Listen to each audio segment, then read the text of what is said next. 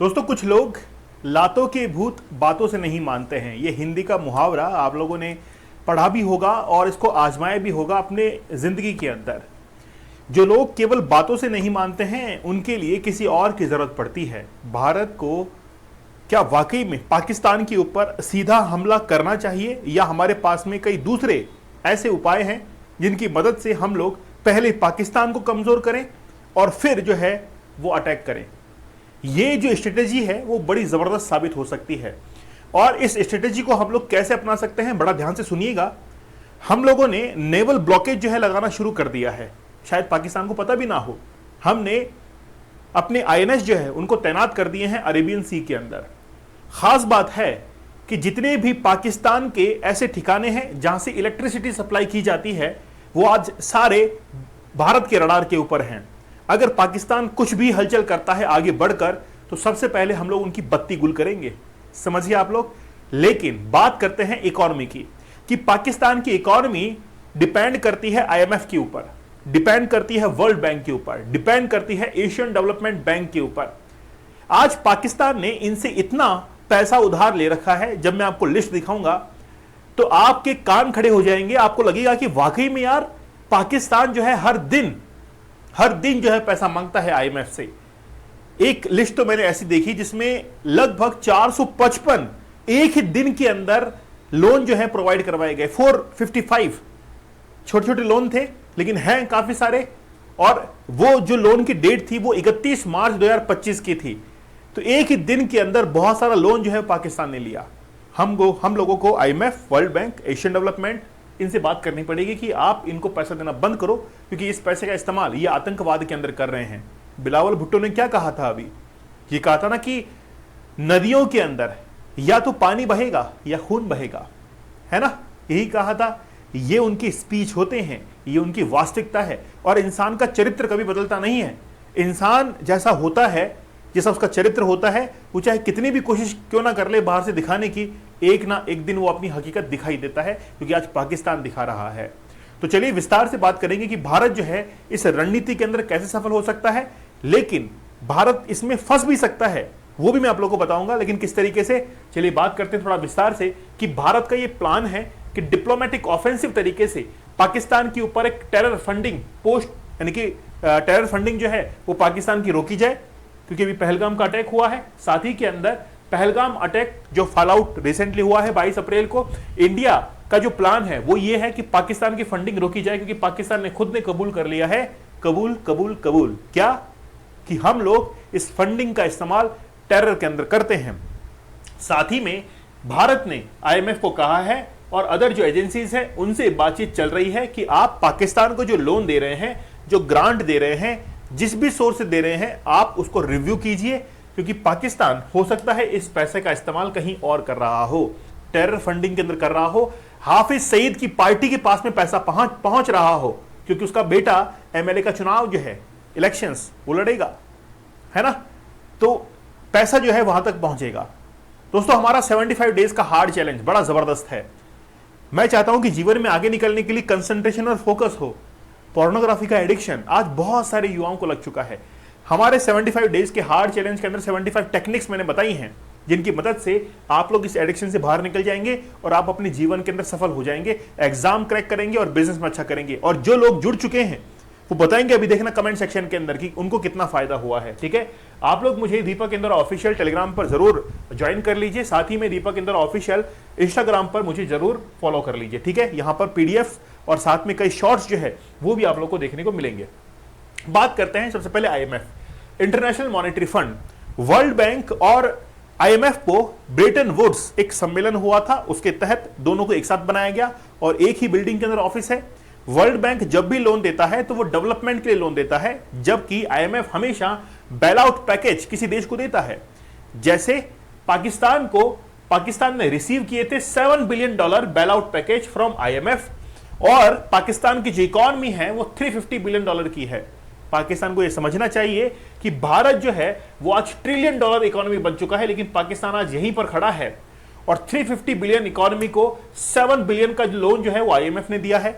साथ ही में इससे पहले आईएमएफ ने 1.3 बिलियन का लोन पाकिस्तान को दिया ताकि वो अपने क्लाइमेट इश्यूज को दूर कर सके, उसके ऊपर वो पैसा खर्च कर सके। तो पाकिस्तान ने आईएमएफ से लोन लिया, लेकिन बात यह है कि क्या इस पैसे का इस्तेमाल वाकई में आज क्लाइमेट चेंज के लिए किया जा रहा है? नहीं। क्यों? क्योंकि बिलावल भुट्टो, और हाल ही में देखा कि पलवाशा खान जो कि बिलावल भुट्टो की पार्टी से थी, उसने क्या कहा कि हम लोग इंडिया में जाएंगे और वहां पर जाकर जो बाबरी मस्जिद है उसकी पहली ईंट रखेंगे, और पहली ईंट कौन रखेगा? रावलपिंडी का सिपाही रखेगा, और असीम मुनीर जो है वहां से अजान देगा पहली। ये बिलावल भुट्टो की पार्टी की जो नेता है, सांसद है, जिसने आईएसआई जो चीफ है उसको हनी ट्रैप के अंदर फंसाया, उससे शादी की, प्रेग्नेंट हुई, बच्चे हुए। ये इनका तरीका है काम करने का, ये इनकी राजनीति है। मैंने पहले भी आपको इससे पहले एक वीडियो बनाया था, उसमें बताया था कि किस तरीके से काम करते हैं। तो बिलावल भुट्टो ने हाल ही में ये कहा था कि हम लोग, देखिए इन्होंने खुद एक्सेप्ट किया था कि Pakistan admits its role in sponsoring terror. ठीक है, इसमें इन्होंने कहा कि Pakistan made mistakes in the past, यानी कि पाकिस्तान ने पहले अपने भूतकाल के अंदर पास्ट में कई सारी गलतियां की हैं by having ties with terrorist group. Terrorist group के साथ में इनके अच्छे संबंध थे, है ना, शादी ब्याह के अंदर बुलाया करते थे कि आओ खाना खा के जाओ, इस तरीके से रिलेशन थे, और कुछ यहां से हथियार वथियार और लेके जाओ, ठीक है ना। But the country has now taken step to correct those mistakes, मतलब ये अपनी गलतियों को स्वीकार कर रहे हैं कि हमने पहले टेररिस्ट जितनी भी ऑर्गेनाइजेशंस हैं इसके साथ में साठ गांठ रखी थी और उनको फंडिंग की थी। चलते हैं वर्ल्ड बैंक के ऊपर। वर्ल्ड बैंक, आईएमएफ दोनों एक ही संस्था हैं, लेकिन उनका तरीका अलग अलग होता है लोन देने के लिए। तो पाकिस्तान जो है वो वर्ल्ड बैंक के पास में पहुंचा, और जब हमने वर्ल्ड बैंक की एक संस्था है आईबीआरडी, इस संस्था का जो लोन है टू पाकिस्तान, इसको चेक किया तो 31 मार्च 2025 को ये लोन जो है एक लिस्ट के तौर पर आया, और उसमें लोन नंबर दिया हुआ है, रीजन दिया हुआ है साउथ एशिया, कंट्री का नाम है पाकिस्तान, ठीक है ना, कंट्री का नाम है पाकिस्तान, साथ ही में किन किन मिनिस्ट्रीज को लोन दिया गया है आप लोग यहां पर देख सकते हैं। जब मैंने इस पीडीएफ को देखा तो यहां पर देखिए टोटल 7 पेजेस हैं, एक पेज के ऊपर 20 संख्या है, यानी कि 20 जो है वो नंबरिंग है। तो 20 जो है अगर 7 पेज है तो 140 जो है वो लगभग लोन केवल एक दिन में पास हुए, और वो था 31 मार्च 2025 को। और देखिए हमने जब और इसको रिसर्च किया तो यहां पर लिखा हुआ आया कि पाकिस्तान के अंदर 365 प्रोजेक्ट को कंप्लीट करने के लिए कमिट किया गया था। 49,000 मिलियन डॉलर का पैसा पाकिस्तान में खर्च किया जाएगा, जिसमें पंजाब को क्लीन एयर जो है वो प्रोवाइड करवानी है 300 मिलियन। यहां पर देखिए पैसा, देखिए आप, भर भर कर जो है वो पाकिस्तान को दिया जा रहा है। हमने एक पीडीएफ को और चेक किया, इस पीडीएफ में देखिए यहां पर मैं आपको थोड़ा सा दिखाता हूं कि बहुत सारे पेजेस हैं, लगभग आप देखिए कि 455 टोटल एंट्रीज कितनी है, 455 एंट्रीज हैं इसके अंदर, जो मैंने आपको शुरुआत में बताया था 455 एंट्रीज, मतलब इतना सारा लोन जो है वो पाकिस्तान को प्रोवाइड करवाया हुआ है। अलग अलग तरीके से है कि सिंध के अंदर फ्लड इमरजेंसी आ चुकी है, पाकिस्तान के अंदर रेजिलिएंट और एक्सेसिबिलिटी माइक्रो फाइनेंस के तौर पर लिया, क्राइसिस के तौर पर लिया, सोशल प्रोटेक्शन के तौर पर जो है पाकिस्तान ने झूठ बोलकर वर्ल्ड बैंक से जो है वो भी लोन लिया है। और world bank to approve, world bank भी साथ ही साथ में है। वर्ल्ड बैंक ने लगभग 20 बिलियन जो डॉलर है इसको पाकिस्तान को पैकेज दिया, और पाकिस्तान ने फिर इसका वेलकम किया कि देखिए हमारे देश के अंदर इतने सारे भिखारी हैं, खाना नहीं खा पा रहे हैं, इनको पैसा चाहिए। और वर्ल्ड बैंक ने कहा कि यार ठीक है, तरस खाकर जो है पाकिस्तान को लोन दे दिया। तो पाकिस्तान को जब ये लोन दिया गया था 10 जनवरी की बात, 2022 की बात है, तो तब ये लोन दिया गया था, और ये कहा गया था कि पाकिस्तान के लोग जो है वो भूखों मर रहे हैं, वहां पर क्लाइमेट चेंज हो चुका है, फूड ग्रेन्स अवेलेबिलिटी नहीं है, इसीलिए फिर वर्ल्ड बैंक ने तरस खाकर जो है इनको लोन दे दिया। तो पाकिस्तान की अभी जो हालत है, भारत क्या कर सकता है? भारत ये कर सकता है कि वर्ल्ड बैंक, आईएमएफ और साथ ही में एशियन डेवलपमेंट बैंक जो है इनके ऊपर एक प्रेशर जो है वो क्रिएट करे कि बार बार पाकिस्तान को लोन देना बंद करे। पाकिस्तान उसका इस्तेमाल टेरर फंडिंग के अंदर कर रहा है, लेकिन भारत के लिए एक समस्या हो सकती है। चाइना पाकिस्तान इकोनॉमिक कॉरिडोर का मैं जिक्र करूंगा। चाइना पाकिस्तान इकोनॉमिक कॉरिडोर जो कि साथ ही के अंदर आप देखिए कि पाकिस्तानी कोशिश कर रहा है कि मैं पैसे लेके आऊं वर्ल्ड बैंक से और आईएमएफ से, तो वर्ल्ड बैंक उसको लोन दे सकता है। वर्ल्ड बैंक ने अगर लोन नहीं दिया भारत के कहने पर, तो फिर वो चाइना के ऊपर डिपेंड हो जाएगा, और फिर वो चाइना जैसे जैसे कहेगा पाकिस्तान वैसा वैसा करेगा, और फिर चाइना हथियार सप्लाई करेगा पाकिस्तान और बांग्लादेश के अंदर। अभी रिसेंटली पहलगाम अटैक के अंदर 2 गन्स जो है उनका इस्तेमाल हुआ, एक तो AK-47 जो कि रशिया बिल्ड है, और दूसरा अमेरिका बिल्ड है जो कि चाइना के रास्ते से और फिर पहुंची थी इंडिया के अंदर। इस तरीके से चाइना की कठपुतली जो है पाकिस्तान बन जाएगा, तो ये थोड़ा सा इसका एक ड्रॉबैक भी हो सकता है। अगर हम लोग पाकिस्तान की इकोनॉमी की ग्रोथ रेट देखें, जीडीपी ग्रोथ रेट जो कि एडीबी ने निकाली है 2025 के अंदर 2.5 है। जब भारत में हम लोग बात करते हैं तो हम लोग बात करते हैं 7%, हम लोग बात करते हैं 8%, ठीक है, लेकिन यहां पर आप लोग देख सकते हैं कि 2.5%। 2023 के अंदर तो नेगेटिव के अंदर चली गई थी, इतनी बुरी हालत जिस समय इमरान खान को अरेस्ट किया गया था।